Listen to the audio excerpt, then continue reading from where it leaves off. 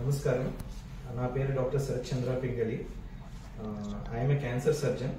Fortis hospitals Bengaluru బ్రాంచెస్లో work చేస్తున్నాను. October అనేది ఏంటంటే బ్రెస్ట్ క్యాన్సర్ అవేర్నెస్ మంత్. అంటే ఏంటంటే డాక్టర్స్ అందరూ కూడా పబ్లిక్లో బ్రెస్ట్ క్యాన్సర్కి సంబంధించిన అవగాహన పెంపొందించడానికి టాక్స్ అవి చేస్తుంటారు. సో ఈ సందర్భంగా నేను చెప్పదలుచుకుంది ఏంటంటే మన దేశంలో సంభవించే క్యాన్సర్స్ చూసుకుంటే కనుక most of the internal cancers, అంటే శరీరం లోపల వచ్చే క్యాన్సర్స్, అంటే లివర్ క్యాన్సర్, కిడ్నీ క్యాన్సర్, ఊపిరితిత్తుల క్యాన్సర్. మనందరికీ తెలుసు క్యాన్సర్ నయం అవ్వాలంటే తొలి దశలో దాన్ని కనుక్కోవాలి అని చెప్పేసి. ఈ ఊపిరితిత్తుల లోపల బాడీ పార్ట్స్ లోపల ఉండే పార్ట్స్లో వచ్చే క్యాన్సర్స్ ఏంటంటే వాటిని తొలి దశలో గుర్తించడం చాలా కష్టం. ఊపిరితిత్తుల క్యాన్సర్ కానీ, కిడ్నీ క్యాన్సర్ కానీ, లివర్ క్యాన్సర్ కానీ, గాల్ బ్లాడర్ క్యాన్సర్ కానీ, అదేవిధంగా పేగులకు సంబంధించిన క్యాన్సర్ కానీ జనరల్గా తొలి దశలో గుర్తించడం చాలా కష్టం. ఎందుకంటే తొలి దశలో పెద్దగా లక్షణాలు ఏమి ఉండవు. కానీ కొన్ని క్యాన్సర్స్ మటుకు వాటిని తొలి దశలో గుర్తించడానికి మనకి అవకాశాన్ని ఇస్తాయి. అందులో ముఖ్యమైనది రొమ్ము క్యాన్సర్, బ్రెస్ట్ క్యాన్సర్. సో ఇది ఎందుకంటే ఏదో ఒక రకమైన గడ్డలాగా అది మన చేతితో ఫీల్ అయ్యే అవకాశం ఉంటుంది. అదేవిధంగా కొన్ని వేరే చర్మానికి సంబంధించిన క్యాన్సర్ కానీ, నోట్లో వచ్చే పుళ్ళు కానీ, క్యాన్సర్ పుళ్ళు కానీ, వీటిని మనం తొలి దశలో మనకి ఈజీగా కనపడతాయి, ఈజీగా తగులుతాయి కాబట్టి వాటిని త్వరగా గుర్తించే అవకాశం ఉంటుంది. ఇది ఒక విషయం. రెండో విషయం ఏంటంటే మన దేశంలో చూసుకుంటే రొమ్ము క్యాన్సర్ బారిన పడి ఎంతమంది అడ్వాన్స్డ్ స్టేజ్లో, అంటే స్టేజ్ ముదిరిపోయిన తర్వాత బయటపడి చనిపోతున్నారు అనేది చూసుకుంటే కనుక 2022లో ఆల్మోస్ట్ 98,000 మంది పేషెంట్లు రొమ్ము క్యాన్సర్ బారిన పడి చనిపోవడం జరిగింది. దీన్ని మనం చూసుకుంటే ప్రతి పావు గంటకి ఒకరు బ్రెస్ట్ క్యాన్సర్ బారిన పడి చనిపోవడం జరుగుతుంది అనమాట. ఇది నెంబర్ చాలా ఎక్కువ.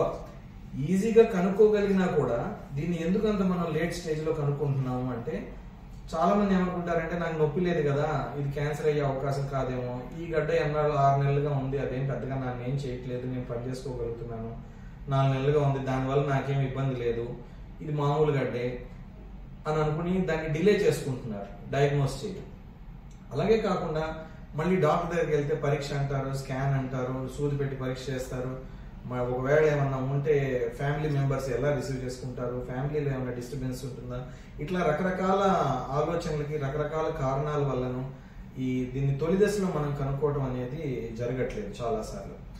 ఇది చాలా ఈజీగా కనుక్కోగలిగిన క్యాన్సర్, ఈజీగా తొలి దశలో కనుక్కుంటే నయమయ్యే క్యాన్సర్. కానీ ఈ విధమైన ప్రాబ్లమ్స్ వల్ల త్వరగా వచ్చి డాక్టర్ని కన్సల్ట్ చేయకపోవడం వల్ల, డిలే చేసుకోవడం వల్ల అది ముదిరిపోయే పరిస్థితికి మనం వెళ్తున్నాం అన్నమాట. సో ఈ విధంగా నేను చెప్పేది ఏంటంటే ఏ రకమైన గడ్డ ఉన్నా సరే త్వరగా డాక్టర్ని కన్సల్ట్ చేయడం అనేది చాలా ఇంపార్టెంట్. సో వేరే విధంగా మనం సపోజ్ జనరల్ పబ్లిక్లో కనుక దీన్ని మనం స్క్రీనింగ్ చేయాలనుకుంటే మ్యామోగ్రామ్ అనే చాలా సింపుల్ పరీక్షలు, దీనికేమో అడ్మిషన్ అవసరం లేదు, వచ్చి ఓపీ బేసిస్ మీద పరీక్ష చేయించుకుని వెళ్ళొచ్చు. పెద్దగా ఇబ్బంది లేని పరీక్షలతో దీన్ని త్వరగా కనుక్కునే అవకాశం డెఫినెట్గా మనకు ఉంటుంది. సో ఈ విషయాలన్నీ తెలుసుకుని మనం పబ్లిక్లో అవేర్నెస్ పెంచుకొని దాన్ని తొలి దశలో కనుక గుర్తించగలిగితే మనం దానికి అవకాశం ఇవ్వకుండా, అది మనకు అవకాశం ఇచ్చినప్పుడు మనం దానికి అవకాశం ఇవ్వకుండా దాన్ని త్వరగా నయం చేసుకున్న వాళ్ళం అవుతాము.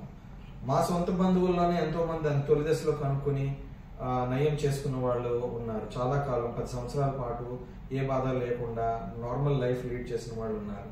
సో ఎటువంటి రొమ్ముకి సంబంధించిన కంప్లైంట్స్ ఉన్నా సరే డాక్టర్ని త్వరగా కన్సల్ట్ చేయడం అనేది చాలా ఇంపార్టెంట్. అంతేగాని కలిస్తే ఏదో ఆపరేషన్ అంటారు, రొమ్ము మొత్తం తీసేస్తారేమో, మళ్ళీ రేడియేషన్లు అంటారు, కీమోథెరపీ అంటారు, ఇట్లా రకరకాల సమస్యలతో భయపడి కానీ ఇంకో రకంగా ఆలోచించి కానీ దాన్ని డిలే చేసుకోవడం అనేది మంచిది కాదు. ప్రాపర్ డాక్టర్ని బిగినింగ్లోనే కన్సల్ట్ చేయడం చాలా ఇంపార్టెంట్. నమస్కారం.